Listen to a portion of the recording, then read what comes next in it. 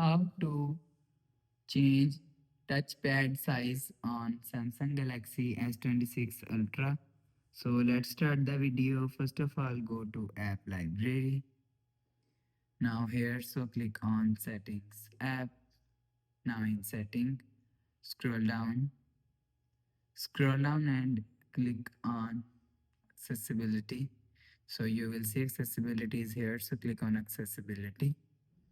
Now here, so click on interaction and dexterity. So after click on instruction and dexterity, so click on assistant menu. So after click on assistant menu, scroll down and you will see touchpad and cursor control is here. So click on touchpad and cursor control. So if you want to change touchpad size, so click on touchpad. So you will select size small and medium and large. So after change size, go back to home screen, refresh phone. So that's how you can change touchpad size on Samsung Galaxy S26 Ultra.